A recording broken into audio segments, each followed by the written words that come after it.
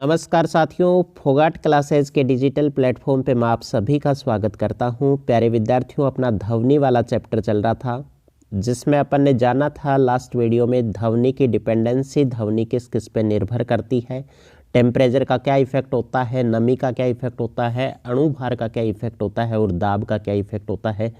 ये सारी की सारी चीज़ें अपन ने लास्ट वीडियो में डिस्कस की थी। अपन ने डिस्कस किया था कि कितने डेसिबल की ध्वनि है वो मनुष्य के कान के लिए हानिकारक नहीं होती और 85 डेसिबल से जो अधिक ध्वनि होती है वो मनुष्य के कान के लिए हानिकारक होती है। और उसी को किसकी संज्ञा दी जाती है? उसी को नॉइज़ की संज्ञा दी जाती है, प्रदूषण की संज्ञा दी जाती है। तो आज अपन उसी के बारे में बात करने वाले हैं। ध्वनि प्रदूषण, नॉइज़ पोल्यूशन क्या होता है। यदि मनुष्य तीव्र ध्वनि 85 डेसिबल के संपर्क में लगातार रहे तो मनुष्य के स्वास्थ्य पर विपरीत प्रभाव देखे जाते हैं। जैसे कि उसकी सुनने की जो क्षमता है उसमें कमी आ जाती है, वह मानसिक तनाव में रहता है, चिड़चिड़ापन महसूस करता है। तो इसलिए इसको क्या है, 85 डेसिबल से अधिक जो ध्वनि है उसको क्या बोला गया है? नॉइज़ बोला गया है। ऐसी तीव्र को शोर नॉइज़ के रूप में वर्गीकृत किया गया है। भारत सरकार ने सर्वप्रथम 1986-87 में शोर को प्रदूषण मानते हुए इसे ध्वनि प्रदूषण कहा। कब कहा था भाई? 1986 और 87 में इसको किसकी संज्ञा दी गई? ध्वनि प्रदूषण की संज्ञा दी गई। किसके द्वारा? भारत सरकार के द्वारा। आगे बात करें, सन 2000 में ध्वनि प्रदूषण के लिए अलग से अधिनियम बनाया गया। क्या अधिनियम बनाया गया? औद्योगिक, व्यावसायिक व आवासीय क्षेत्रों में ध्वनि स्तर की अधिकतम सीमा तय की गई कि औद्योगिक क्षेत्रों में तो ये ध्वनि, व्यावसायिक क्षेत्र में ये ध्वनि और आवासीय क्षेत्रों के लिए ये ध्वनि। अगर इससे अधिक ध्वनि होती है तो उसको क्या माना जाएगा? नॉइज़ माना जाएगा। अब है भाई शोर से बचने के उपाय। अपन किस तरीके से नॉइज़ से बच सकते हैं? ग्रीन मफलर, ये क्या होता है भाई? राजमार्गों के दोनों ओर सघन वृक्षारोपण करना, क्योंकि पेड़ों की पत्तियां व तने ध्वनि के अच्छे क्या होते हैं? अवशोषक होते हैं। इस प्रकार ऐसे अपन क्या कर सकते हैं? ध्वनि प्रदूषण को कम कर सकते हैं। सेकंड बात क्या है? औद्योगिक इकाइयों में कार्यरत जितने भी श्रमिक लेबर्स होते हैं उन लेबर को ध्वनि प्रदूषण से बचाने के लिए कर्णपट क्या होते हैं? कान में लगा दिए जाते हैं, जैसे ईयरफोन लगते हैं उस तरीके से पट्टी बांध दी जाती है कानों पे। ईयर प्लग मतलब ईयरफोन की तरह आते हैं, वो प्लग कानों में पहना दिए जाते हैं और ईयर मफ का प्रयोग करते हैं। आगे बात करें अपन, कार्यस्थल जहां अधिक ध्वनि उत्पन्न होती है वहां की दीवारों का निर्माण अवशोषक पदार्थों द्वारा करना चाहिए, जैसे कि थर्माकोल की सीट वगैरह का यूज किया जाता है इस तरीके से।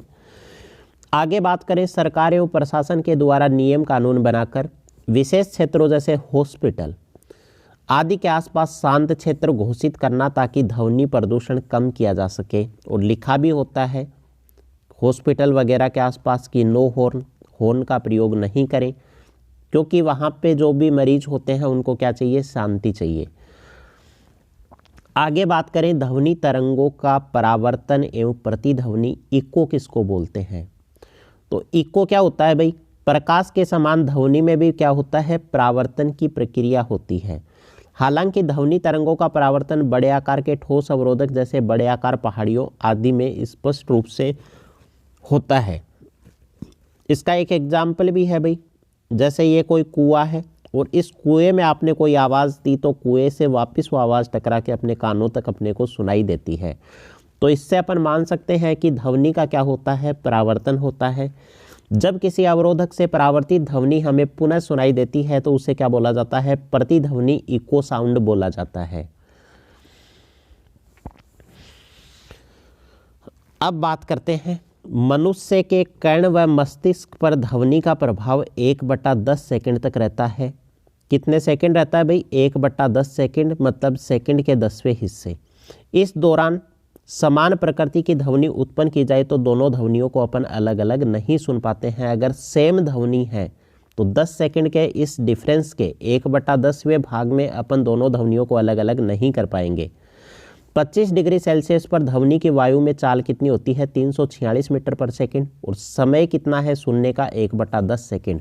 तो यहाँ से अपन डिस्टेंस निकाल सकते हैं कि कितनी डिस्टेंस तक की ध्वनि अपन स्पष्ट सुन सकते हैं, क्योंकि 25 डिग्री सेल्सियस को क्या माना गया है, आदर्श टेम्परेचर यहाँ पे काउंट किया है।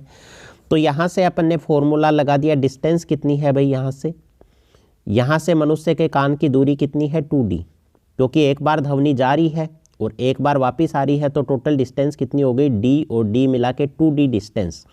तो 2d बराबर 346, क्योंकि वायु में चाल कितनी है 346 मीटर पर सेकंड, इंटू 1/10, समय कितना है 1/10 सेकंड।